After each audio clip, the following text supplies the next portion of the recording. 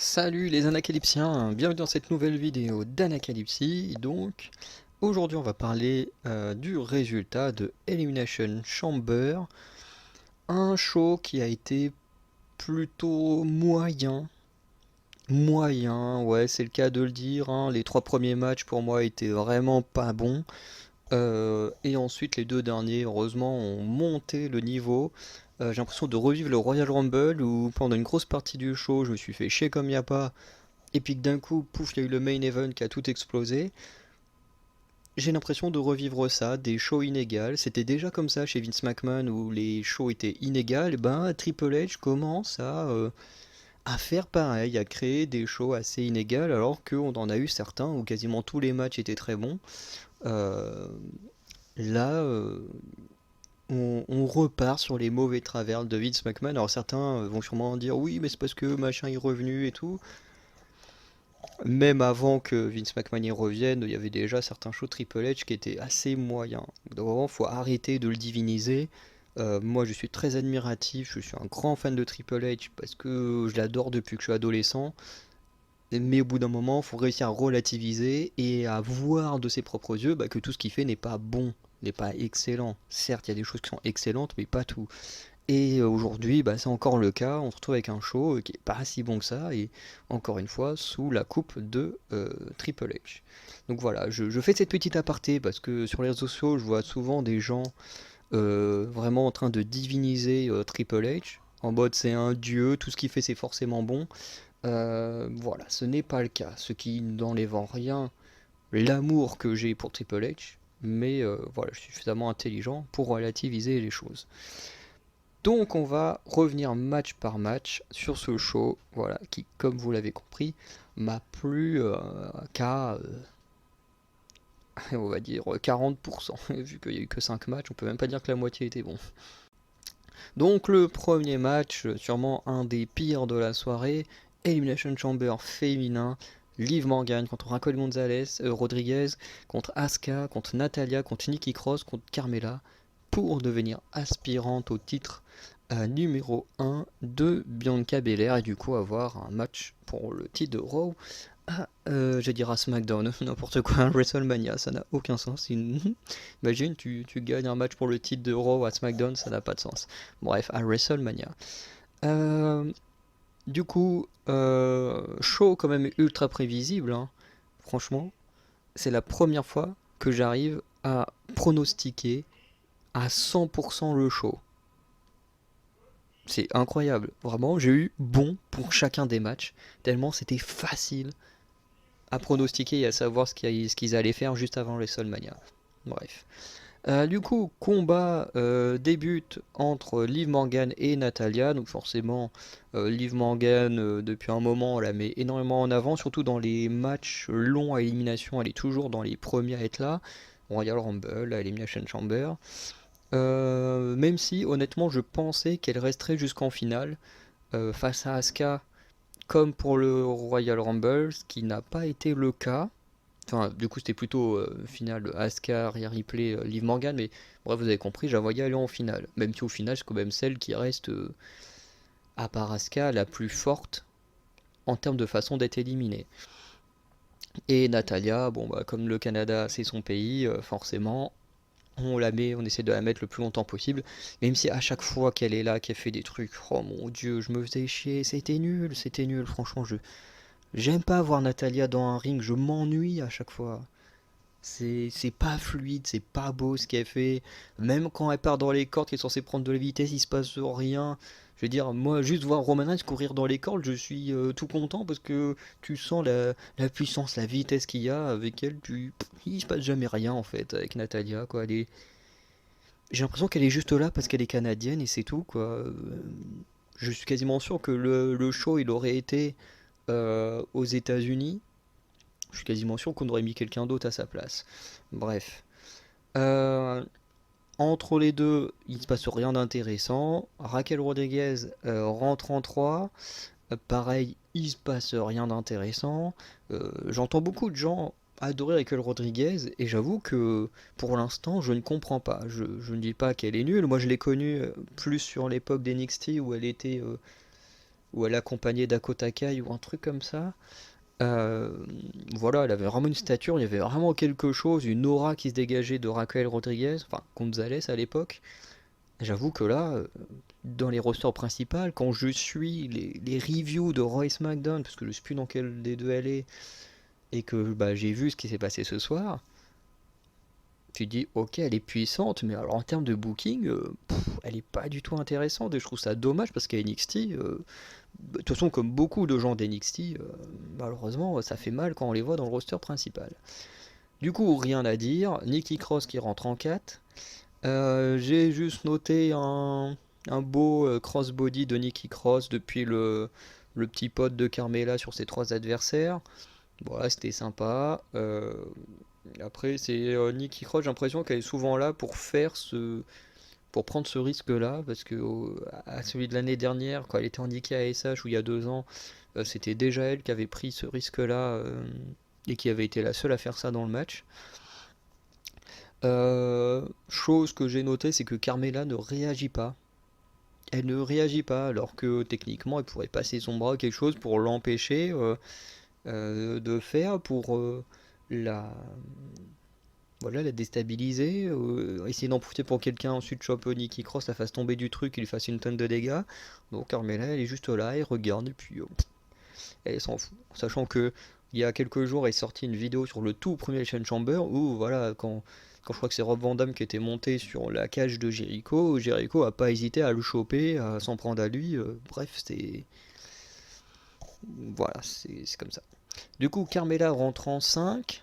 J'ai noté que Raquel, j'ai du mal avec le Rodriguez, que Raquel va attraper Nikki et foncer à travers l'une des petites cages. Elles vont même l'exploser et tout. Et du coup, ça va permettre à Raquel Rodriguez d'éliminer Nikki Cross. Et ce qui m'a tué, c'est que ils ont éliminé Nikki Cross pendant le replay. Vraiment, rien à foutre de Nikki Cross. C'est hop là, on fout le replay pendant que Nikki Cross est en train de prendre le tombé. Et ensuite, du coup, ils ont remis le replay de Raquel qui fait le tombé sur Nikki Cross. Ça n'avait aucun sens en termes de montage, c'est n'importe quoi, bref. On a Liv Morgan qui a envoyé une sorte de powerbomb en sautant du haut d'une des petites cages sur Raquel qui était sonnée dans les cordes, ça c'était plutôt sympa. On a Asuka qui arrive en dernière, bon ça c'est très prévisible. Euh, voilà, qui sort en 6 et qui va démonter Carmella. Natalia va porter le Sharpshooter. Je sais plus comment on prononce ce finisher, le Sharpshooter. Oula, Sharpshooter, Sharpshooter. Bref. Et Asuka va se rajouter pour une seconde soumission sur Liv Morgan. Et au final, Liv Morgan est éliminée juste parce qu'elle a pass out, quoi. Elle a pas abandonné, elle s'est pas pris de tomber, mais juste que bah, quand ton corps ne réagit plus, l'arbitre il t'annonce comme défaite, comme c'est arrivé à Seth Rollins au Royal Rumble de l'année dernière face à Roman Reigns. Donc voilà. Carmella, du coup, elle va attaquer en traître Natalia. Je sais plus trop ce que faisait Natalia, mais globalement, elle va l'attaquer en traître et réussir à l'éliminer comme ça. Carmella et Asuka, du coup, vont éliminer ensemble Raquel Rodriguez. Alors, j'avoue que j'ai pas fait spécialement attention parce que j'étais en train de sortir un des chats de ma chambre qui voulait partir, et du coup. En fait, ce qui est fou, c'est que Natalia venait tout juste de se faire éliminer, donc je me suis dit, bon, bah j'ai le temps d'aller ouvrir la porte du chat et au chat y revenir. Et bon, bah non, Raquel était déjà éliminée. Ok. Donc voilà. Et ensuite, on a Asuka qui va remporter le match avec une soumission juste à côté des cordes. Donc Asuka a remporté le droit d'aller à WrestleMania affronter Bianca Belair au mois d'avril, si je dis pas de bêtises. En commentaire, j'ai noté que mon prono c'était Asuka, donc mon prono c'est vérifié. Liv Morgan qui débute, comme c'est surprenant, j'avais mis ça comme ça, et j'avais mis je la vois bien perdre en finale face à Asuka. Bon, le fait qu'elle débute, voilà, ils ont voulu. Parce qu'ils essayent toujours de la construire très forte. Genre, elle avait survécu très longtemps Royal Rumble en arrivant en deuxième position. Là, elle arrive première dans l'Elimination Chamber, ou plein de choses comme ça. Mais après, ils font rien avec.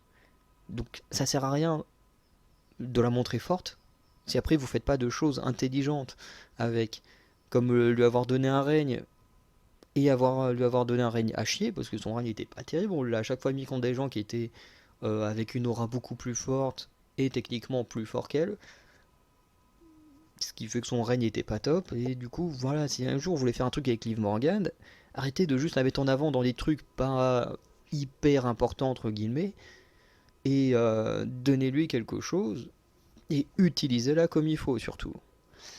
J'ai noté Carmela qui joue à cache-cache, hein, elle passe son temps à courir à droite à gauche, à se cacher, à pas vouloir se battre, à attaquer les gens en trade, bon bref, en mode opportuniste, sauf que bah, Carmela, ça marche pas avec moi, franchement, je comprends pas ce qu'elle fout là. Et comme j'ai mis, hein, victoire trop prévisible d'Asuka, puisque bah, clairement personne n'a l'aura d'Asuka. Je veux dire, il y a quelques années, on avait eu un Elimination Chamber un peu dans le même délire, avec 4 noms plutôt moyens, et Asuka et Shayna Baszler. Et là, tu te disais, ok, t'en as 4, tu sais qu'elles vont jamais gagner, mais tu te dis, entre Shayna Baszler et Asuka, qui va l'emporter? Là, ici, la question se pose même pas. Personne n'a la stature et l'aura de Asuka dans ce ring, à ce moment donné. Donc c'était juste pas étonnant qu'elle gagne. Donc voilà, j'ai mis un 2 sur 5, hein, le match, je me suis fait chier.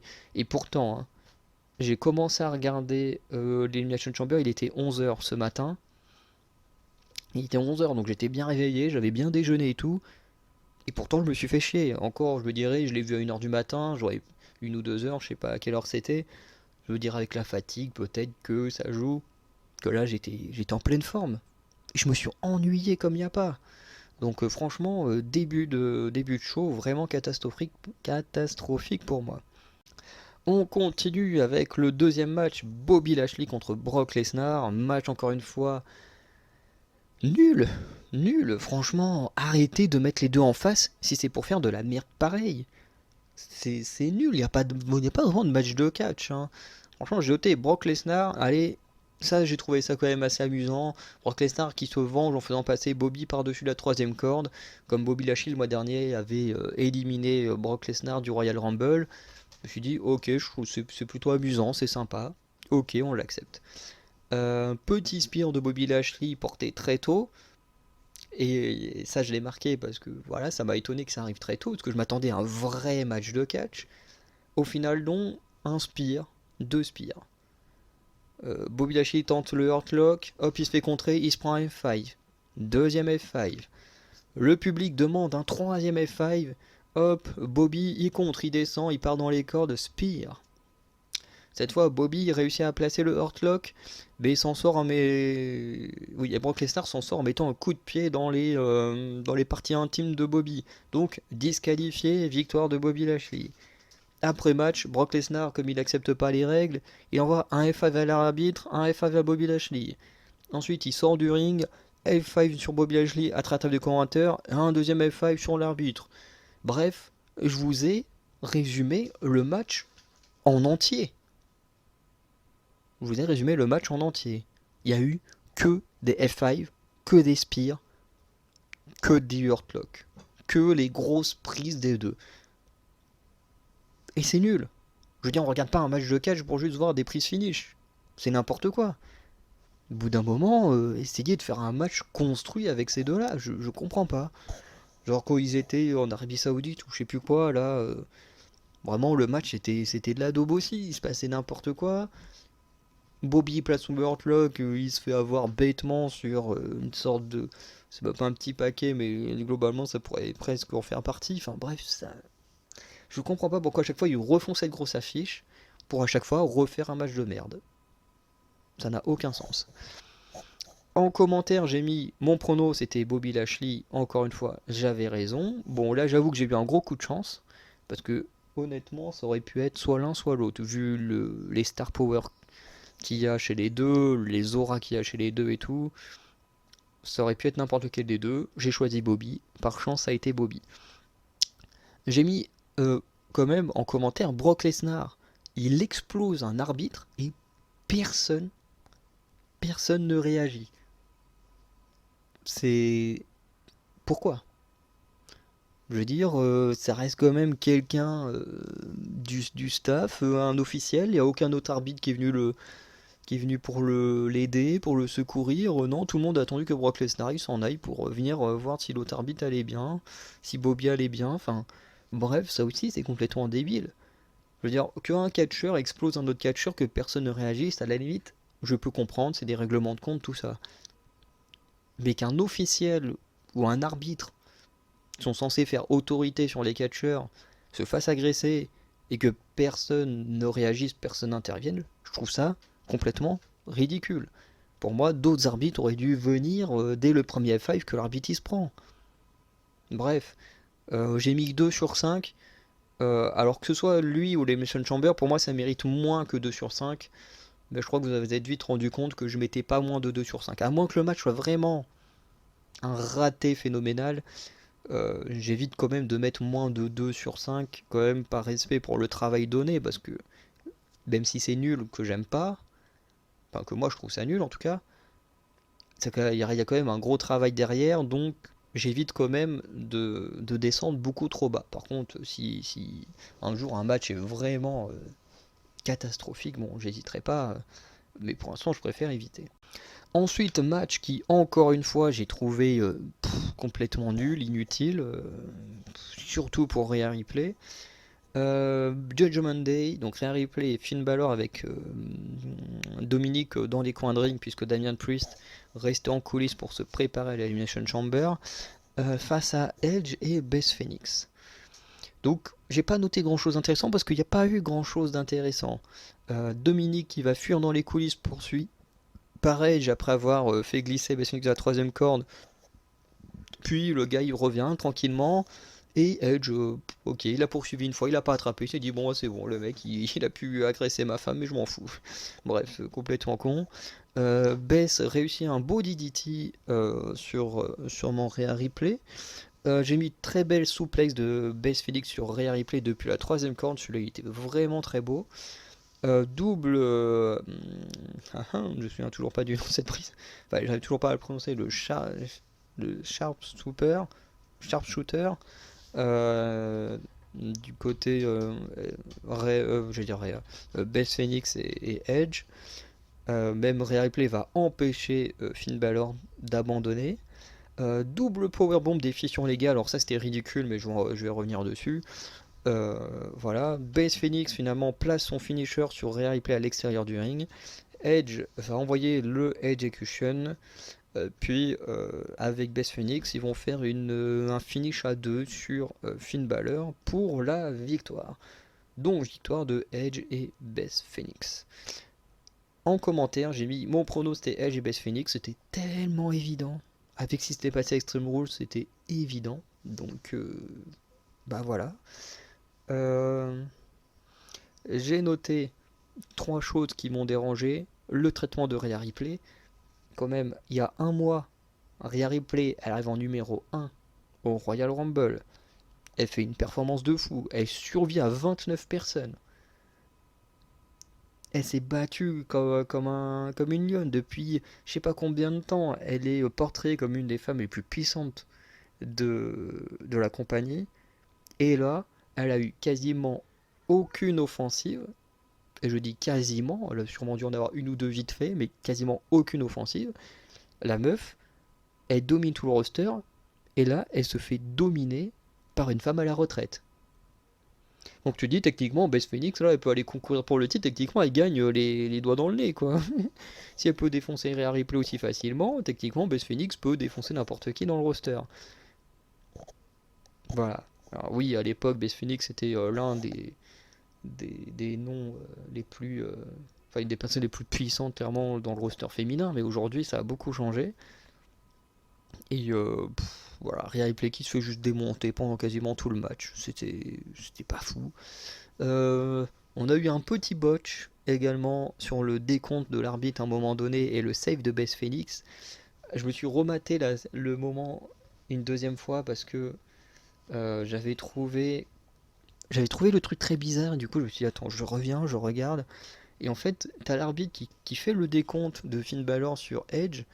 Et là, t'as l'arbitre qui tape une fois, deux fois, et en fait, il commence à amorcer le mouvement en mode euh, comme si le décompte avait été annulé. Et en fait, tu te rends compte que Edge, il lève un tout petit peu l'épaule après que l'arbitre ait arrêté son mouvement. Et Beth Phoenix, ça va faire le saut pour faire le save encore après. Donc tout est en décalé. Bon, le match était déjà mauvais, ça change rien, mais bon, voilà. Après, truc que je disais que j'avais trouvé ridicule, c'est les deux powerbombs des filles sur les gars. Alors, c'est pas le fait que ce soit des filles qui fassent des powerbombs sur les gars que j'ai trouvé ridicule, c'est pourquoi. Je veux dire, vous êtes adversaires. T'as les deux gars qui s'affrontent sur la deuxième ou troisième corde. T'as Rhea Ripley qui essaye de s'en prendre à Edge. Mais moi, je suis Beth Phoenix. Je me dis pas, bah vas-y, je prends Finn Balor et je fais une powerbomb parce que Rhea Ripley veut faire une powerbomb à mon mari. Bah non, moi je suis Beth Phoenix, j'attaque Rhea Ripley. Je l'empêche d'attaquer mon mari. J'attaque Rhea Ripley, j'attaque Finn Balor, et puis comme ça, Edge il peut s'en prendre à Finn Balor tranquillement. Je veux dire, j'ai pas compris ce moment. Les deux filles sont adversaires et au final elles cèdent pour faire des powerbombs au mec. J'ai pas compris. J'ai pas compris. Pour moi, dans la logique, Beth Phoenix aurait dû agresser Rhea Ripley pour que Rhea Ripley arrête de s'en prendre à son mari. Ça aurait été beaucoup plus logique. Bref. J'ai mis 2,5 sur 5, parce que bon, c'était pas aussi catastrophique que les deux matchs précédents, mais c'était quand même pas terrible. Ensuite, on a le quatrième match, donc l'Elimination Chamber masculin, avec Austin Theory, Johnny Gargano, Bronson Reed, Montez Ford, Seth Rollins et Damian Priest pour le titre des États-Unis détenu par Austin Theory. Et là, on a clairement le meilleur match de la soirée, pour moi. Moi, c'est le match que j'ai préféré. Et on reviendra, j'ai mis la même note au match suivant, mais pas pour les mêmes raisons. Du coup, match qui débute entre Johnny Gargano et Seth Rollins. Johnny Gargano qui va réussir son coup de bélier à travers les cordes après avoir failli se prendre un pedigree par Seth Rollins, ça c'était plutôt cool. Austin Theory qui du coup arrive en 3. Rollins et Gargano vont s'amuser avec Theory, notamment le passage dans l'une des mini-cages, c'était très drôle. Genre, t'as Gargano qui poursuit Theory, Theory s'enferme dans une petite cage, enfin, du coup, dans celle où il était. Du coup, il ferme une porte pour que Gargano puisse pas l'attaquer et tout, sauf que forcément, c'est Rollins, il arrive tranquillement par derrière. Et puis, bah, quand Theory se retourne, c'est trop tard, il se fait démonter. Gargano et Rollins, ils s'enferment dans la cage avec lui pour le démonter. Et ensuite, on a Damian Priest qui arrive, donc les deux ils ressortent pour s'attaquer à Damian Priest. Bref, c'était vraiment très cool. On a eu une sorte de moonsault de Damian Priest par-dessus la troisième corde sur Austin Theory après que ce dernier ait essayé de le commander. Parce que, oui, il s'est dit, bah tiens, je suis heal, il est heal, il a pris le dessus sur les autres, donc je vais lui dire, tiens, tu fais ça, tu fais ça. Bah oui, mais bon, c'était pas vraiment sur Damian Priest qu'il fallait le faire.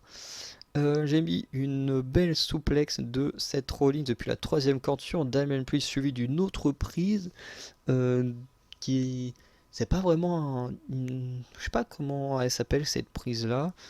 Bref, Bronson Reed qui arrive en 5. Bronson Reed qui va tenir Rollins d'un bras et d'un autre, avec son autre bras, va réussir à soulever Gargano et à le balancer sur cette Rollins. C'était vraiment impressionnant. Bronson Reed un peu plus tard va porter cette Rollins et Gargano sur les épaules pour un Samoan drop. Pareil, à nouveau impressionnant. Bronson Reed va écraser Damian Priest contre une des petites cages. Montez Ford arrive en 6. On a Theory qui va pendant un petit moment réussir à porter Bronson Reed, un peu à la manière de John Cena qui pouvait porter le Big Show. Donc est-ce que Theory et John Cena vont vraiment s'affronter un jour? Rollins va envoyer une clothesline à Johnny Gargano qui était sur les épaules de Bronson Reed, et en tombant Johnny Gargano, alors je sais plus comment s'appelle cette prise, mais va faire comme une sorte de ciseau de tête, une sorte de DDT, enfin bref, avec ses jambes sur Bronson Reed. L'enchaînement, je vous conseille de le voir si vous n'avez pas vu le match, il est il est génial. Ensuite, on a Montez Ford qui va monter assez haut sur la cage et tomber en mode splash sur tous les autres. Bronson Reed qui va d'abord se prendre un kick par Montez Ford. Ensuite, il va se prendre un double kick par Montez Ford et Gargano. Ensuite, un triple kick par Montez Ford, Gargano, Seth Rollins. Toujours rien, le gars. Ensuite, il se prend le DDT de Gargano dans les cordes. Il se prend le stomp de Seth Rollins. Puis, le frog splash de Montez Ford pour être éliminé. Le mec, il a été construit comme un véritable monstre dans le match. Et j'ai aimé du coup qu'on l'élimine avec autant de choses et pas facilement ou avec comment ça s'appelle, avec un petit paquet. Et le public va même chanter pour le départ de Bronson Reed. Gargano et Seth Rollins, eux, vont s'affronter sur une des petites cages. Seth Rollins va même se prendre un ciseau de tête du haut de la cage qui va l'envoyer en bas sur les autres. Et Gargano, lui, va même retomber sur Damien Priest. Donc, plutôt pas mal. Gargano, lui, va se servir de la cage pour envoyer un body DDT sur Damien Priest. Vraiment, le gars, il court sur la cage. Voilà, avant... What? Attends. Gargano sort de la cage pour un body DDT sur Priest avant d'envoyer... Ah oui, avant d'envoyer son DDT au bord des cordes sur Theory. Et au final, Damien Priest, avec une prise dont je ne connais pas trop le nom, va réussir à éliminer Johnny Gargano. Damien Priest va se prendre une powerbomb et un neckbreaker en même temps par Seth Rollins et Montez Ford, et il va donc se faire éliminer ainsi. Le public chante un peu le départ de Damien Priest, mais pas autant que celui de Bronson Reed. Montez Ford va s'envoler avec une sorte de moonsault, d'abord sur Theory d'un côté, ensuite sur Rollins de l'autre, puis sur les deux en même temps, ça c'était cool. Theory va contrer le frog splash de Montez Ford, et comme Montez Ford va atterrir dans les cordes, Seth Rollins va en profiter pour placer le stomp, et du coup Austin Theory en opportuniste va éliminer Montez Ford. Theory ensuite va esquiver le stomp, Seth Rollins esquive le ATL, c'est bien ça de mémoire le nom du finisher de Theory, pour placer le pedigree. Ensuite il se prépare pour le stomp, sauf que Logan Paul profite qu'on évacue Montez Ford pour envoyer une clothesline à Seth Rollins puis le stomp. Donc on sent que Logan Paul en a après Seth Rollins. Au Royal Rumble, c'est lui qui a éliminé Seth Rollins en l'attaquant en traître. Là, c'est lui qui agresse Seth Rollins. Et du coup, Theory place son ATL sur Seth Rollins pour la victoire. Il conserve son titre, du coup, grâce à, en partie, à Logan Paul. En commentaire, j'ai mis que mon pronostic, c'était la conservation du titre par Austin Theory, donc à nouveau j'avais raison. Theory va tenter de se mettre Gargano, alors ça c'est des petits commentaires que j'ai mis ici, que j'aurais pu mettre aussi dans le résumé, mais Theory qui tente de se mettre Gargano dans la poche, puisque le public ne s'intéresse qu'à Rollins, j'ai trouvé ça très drôle.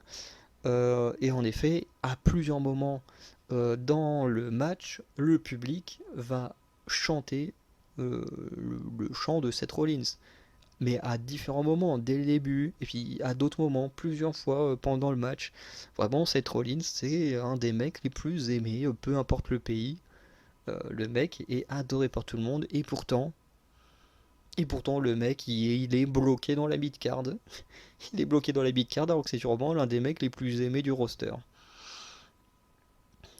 Montez Ford, alors ça c'est une question que je me suis posée, mais Montez Ford, il s'apprêtait bien à faire la descente du coup de The Rock.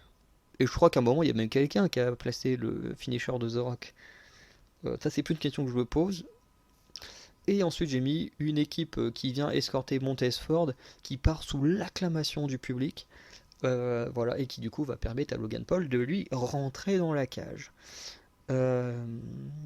Voilà. J'ai noté le match 4,5 sur 5.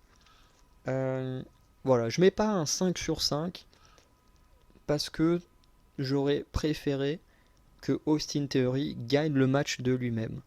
Là, globalement, il a quand même très bien travaillé pendant le match, mais techniquement, il doit sa victoire à l'intervention de Logan Paul. Et je trouve ça dommage. J'aurais préféré que Theory soit vraiment construit encore plus fort en réussissant à battre Seth Rollins tout seul, sans personne pour l'aider. Et du coup, voilà, je baisse un peu la note pour ça, parce que j'aurais juste aimé que Theory l'emporte sans l'aide de Logan Paul. Voilà. Mais sinon, le match, il n'y a pas grand chose à redire, hein. La foule, elle est complètement folle pendant ce match, ils chantent tout le temps, enfin, c'est incroyable. Et on termine avec le main event, donc Roman Reigns contre Sami Zayn pour les titres unifiés. Et j'avoue que au début, je me suis fait chier pendant ce match. Alors, j'ai bien aimé l'ambiance, mais je trouvais que c'était long. Je trouvais que c'était long. Après, c'est normal, Sami, il est à Montréal, il vient de Montréal, il profite, la foule profite d'être avec Sami Zayn et tout. Ça, je comprends, mais j'ai trouvé quand même ça un peu trop long. Voilà. Au final, le match va quand même partir, mais quand même assez long, c'est assez mou. C'est voilà, hop, je te mets par terre, et puis hop, je rigole, je fais un petit tour du ring, hop là. Voilà, c'était un peu long à débuter. Bon, les matchs comme ça de Roman Reigns sont toujours un peu longs à débuter, et puis ensuite ça part en flèche. Donc voilà, au bout d'un moment, Sami Zayn envoie un moonsault par-dessus la troisième corde à l'extérieur du ring. Sami Zayn va placer une powerbomb depuis la deuxième corde. Alors, pas réellement une vraie powerbomb, en fait, il fait la même que Liv Morgan pendant l'Elimination Chamber, quoi. Il est un peu plus en hauteur et il saute en passant par-dessus son adversaire et il termine sa, sa descente en mode powerbomb. Roman Reigns, lui, va placer un puissant chokeslam. Sami Zayn va contrer le Superman Punch avec une German Suplex dans le coin, sauf que Roman Reigns va esquiver le coup de pied de Sami avec un Superman Punch. Sami va placer le Superman Punch et son coup de pied dans le coin, mais pas suffisant, et ça doit être très étrange de se prendre son propre finisher dans la tronche. Sami va esquiver Roman, qui va passer à travers la barricade tout seul. Tout seul. Voilà, et Sami va envoyer une belle powerbomb, mais qui ne sera pas suffisant. Roman va pousser Sami dans le coin et le frapper, mais ne voit pas que derrière lui il y a l'arbitre, parce qu'en fait ils sont dos à dos, et en fait Roman il met des coups de coude derrière lui que Sami se prend, mais sauf que du coup en prenant les à-coups, l'arbitre reçoit également indirectement des coups. Et du coup le coup de pied de Sami dans le coin qu'il va réussir à placer ne servira à rien puisque l'arbitre est KO en dehors du ring. Jimmy Uso du coup va en profiter pour intervenir, placer plusieurs kicks et un splash sur Sami. Il va placer Reigns sur Zayn, mais ce dernier va résister et se relever. Après que Sami se soit débarrassé de Jimmy avec un coup de pied par-dessus la troisième corde, Reigns va lui placer le spear à nouveau, mais ce n'est pas suffisant. Roman Reigns va envoyer un Superman Punch à l'arbitre, puisque Sami va esquiver. Et du coup, Sami va en placer un Roman avant de s'en prendre un. C'était juste une déferlante de Superman Punch. Paul Heyman va donner une chaise à Roman Reigns, mais Jey Uso va s'interposer. Roman Reigns va lui tendre la chaise, sauf que Jey Uso va hésiter entre son cousin et son ami. Et au final,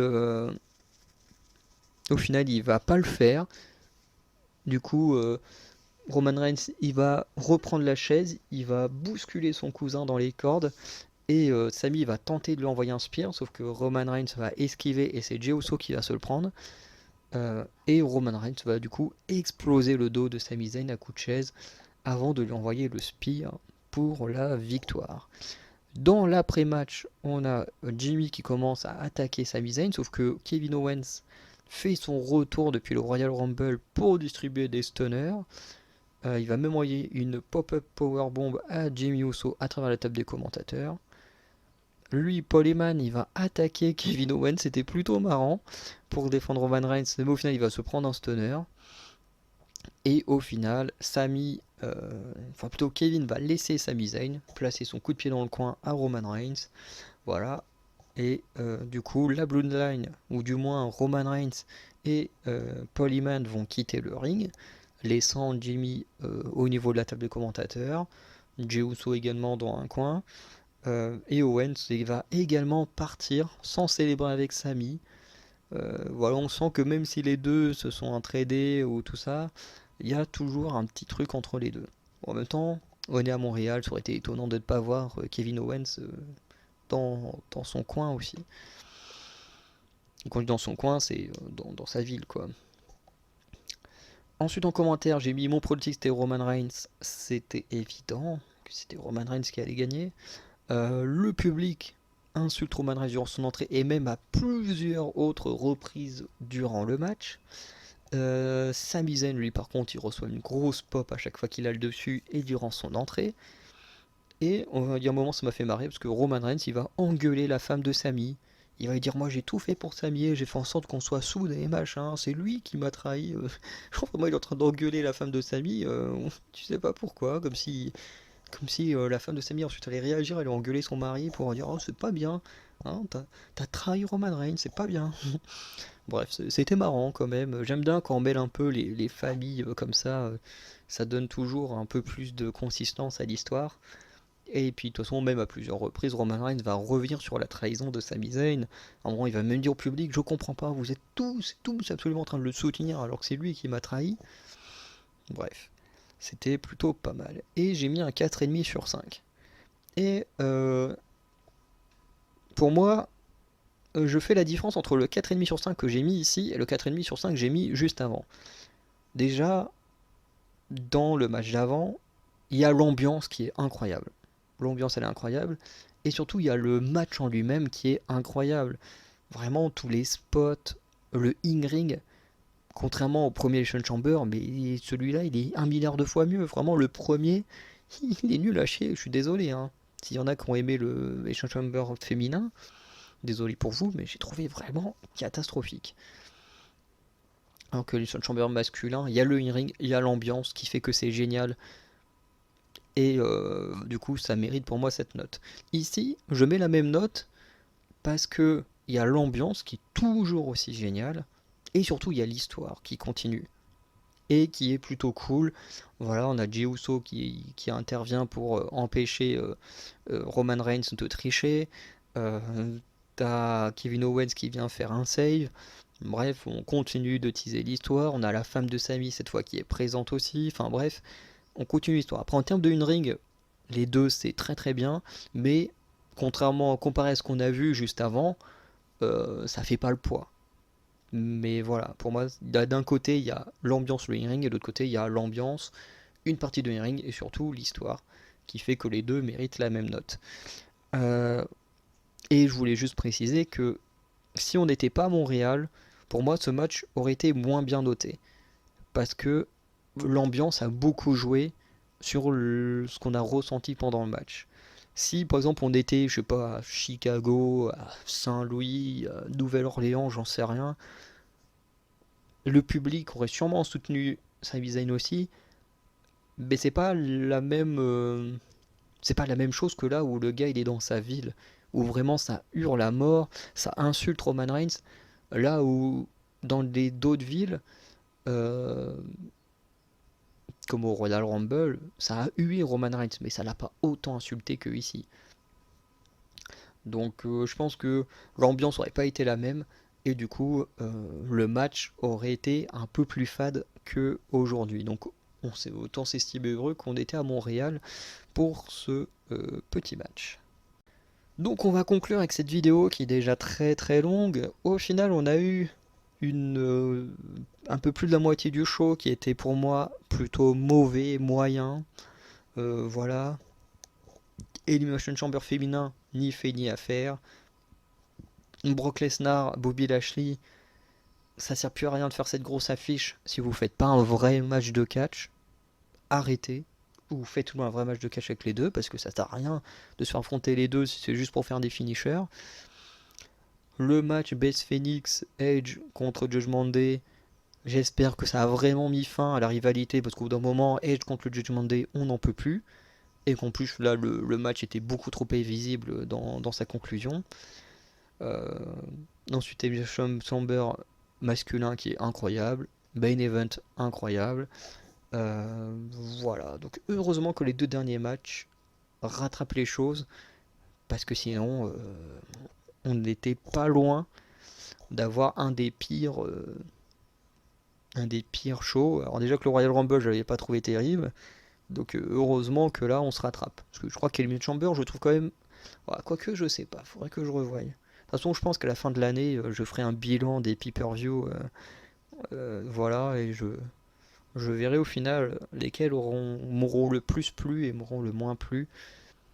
Mais c'est vrai que là, j'ai les Mission Chamber en tête tout de suite, donc pour moi, il m'a l'air mieux que le Royal Rumble. Mais de toute façon, rien que les Mission Chamber masculins, je les trouvais mieux que tout ce qui s'est passé au Royal Rumble, à part le main event. Donc, et là, on a le main event qui est plutôt pas mal, mais pas aussi impactant que la trahison de Sami Zayn que j'ai trouvé incroyable. Parce que là, on avait des petites répétitions de ce qui s'était passé au Royal Rumble. Bref, c'est compliqué à dire, mais bon. Bon, en soi, on a un show moyen, mais très sublimé par ces deux derniers matchs. C'est tout ce que j'ai à dire. Donc, n'hésitez pas à me dire en commentaire ce que vous en avez pensé. Si vous n'avez pas pensé la même chose que moi, bah, c'est normal. Et je l'accepte, donc j'ai hâte de voir ça. Sinon, n'hésitez pas à aller checker les autres vidéos de la chaîne Anacalypsy. On est à l'Election Chamber, et il y a 2-3 jours, peut-être 4 jours, je sais pas, avait été programmée une vidéo sur l'Election Chamber des Survivor Series 2002, donc le tout premier Election Chamber. Donc si vous voulez aller le voir, n'hésitez pas à aller le voir.